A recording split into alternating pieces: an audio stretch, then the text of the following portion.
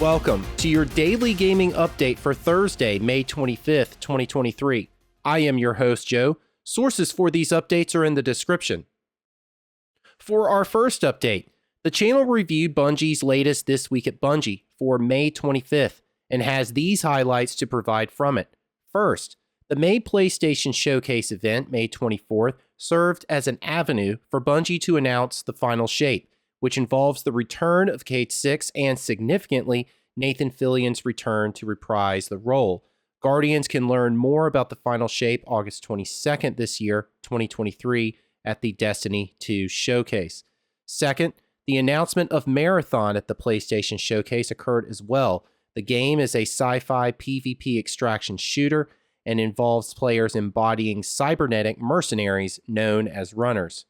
Bungie does not anticipate sharing any additional news on this title anytime soon, since it is going to be deeply focused on developing the game. However, Bungie will have clear communication channels on platforms including Twitter, Facebook, YouTube, and at the game's official website. Third, new Guardian gear is available at Eververse. That is a product of PlayStation collaboration. Hunters can become anointed as Aloy from Horizon Zero Dawn. Titans can become God's Bane as Kratos from God of War, and Warlocks can become Ancestral as Jin from Ghost of Tsushima. There are other finishers and cosmetics, such as for the Ghost, for example, from The Last of Us. Fourth, it is official. The Titans have won the Guardian Games 2023, and it is credited that there is a tribute to Lance Reddick for it. Fifth, Sloane has returned for Seasons of the Deep, and Guardians are teaming up with Zavala to bring her back home. Sixth, there are some important dates you need to know about as a Guardian. The new dungeon, Ghosts of the Deep and Trials of Osiris, arrive May 26th. Iron Banner returns May 30th. Grandmasters start June 13th, and the Solstice celebration begins July 18th. Seventh and finally, the Guardian ranks. If a Guardian has completed the objectives to rank 5, then that Guardian will start each new season with Guardian rank 5. Seasonal Guardian rank objectives in blue text are reset. There is more to unpack in this update from Bungie, so do feel welcome to dive deeper by consulting the source in the description. For our second update, 2 new videos have gone live for Lies of Pi, which has an August 2023 release window according to its Steam page. The first video is an in-depth journey into the development of the game and how the project came together. The second video gives fans more insight into the character Sophia, which is voiced by Allegra Maryland from The Crown. There is more to unpack in these videos, so do feel welcome to consult the source in the description for more on these 2. Lies of Pi is in development and will be published by NeoWiz and is considered within the genre a Soulsborne game. Players and fans will embark on a familiar story of Pinocchio across a dark world that was once a beautiful city to become human. The game will release on current and last-gen platforms and PC, though excluding Nintendo Switch. For our third update, The Lord of the Rings Gollum has released today, May 25th, across current and last-gen platforms from Daedalic Entertainment, and reviews are looking very poor, some alluding to the game as 2023's worst game of the year. Players take on the role as Gollum and partake on his quest to retrieve the, of course, well-known precious, or rather, in this context, his adored ring. His journey entails traversing mountains of Mordor and sneaking through Mirkwood, where difficult choices await him. The game provides players the option to make choices as the callous Gollum or compassionate Smeagol throughout it.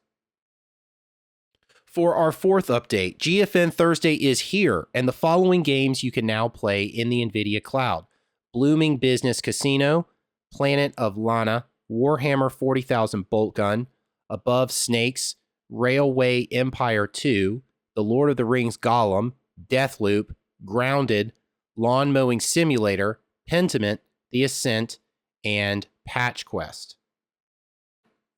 For our fifth update, David Harbour from Stranger Things and Jodie Comer from The Last Duel are starring in the return of the original survivor horror Alone in the Dark.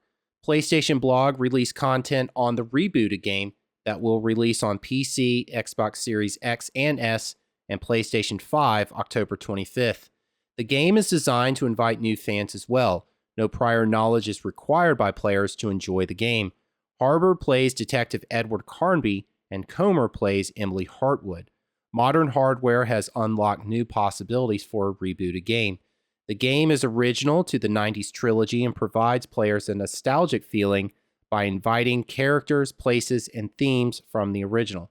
The game will include mind-bending puzzles and provide clues to players through exploration. The original Alone-in-the-Dark game released 1992, developed and published by Infogrames or Atari SA. The rebooted game is developed by Pieces Interactive, and will be published by THQ Nordic. A playable prologue is also available to play sometime starting today, May 25th. The plot begins with Emily Hartwood's uncle going missing in the South during the 1920s. Emily and Detective Edward Carnby travel to Darketo Manor, a home for the mentally ill, and uncover that something malevolent is residing there. Fans have the opportunity to play as the role of Detective Edward Carnby or as Emily Hartwood. For our sixth update, Gearbox has delayed Homeworld 3 to February 2024. The game is in development by Blackbird Interactive and is the first game in the series by the studio, as Homeworld 2 was developed by Relic Entertainment in 2003. Gearbox unveiled Homeworld 3 in 2019. Homeworld 3 is promised to expand on the original game with included fully simulated ballistics and persistent fleets. For our seventh update, Activision sent cease and desist letters to two popular fan clients of legacy Call of Duty titles. The concern was that these clients could serve as opportunity for hackers to have unfair advantages such as resetting in-game ranks and acquiring unlocked content. There are other concerns such as players inadvertently exposing IP addresses, which could provide ample opportunity for malicious actors to insert malicious code onto machines. These concerns are according to Activision Blizzard. The two clients were SM2 and X Labs. SM2 was considered a major Modern Warfare 2 modding project. X Labs was the creator of a number of custom clients and servers for Call of Duty classics. Examples include Modern Warfare 2 Ghosts and Advanced Warfare. Those opposing the cease and desist letters state that the action by Activision Blizzard is egregious and that the company should not remove an ability from the fan base when there is no harm to the company itself. Well, that's it for this daily gaming update. You can look forward to a daily gaming update for Friday, May 26th. Never miss a daily gaming update by subscribing to the channel on YouTube or selecting the follow button on your podcast service of choice. Let me leave you now with the words of Commander Shepard from Mass Effect. I should go.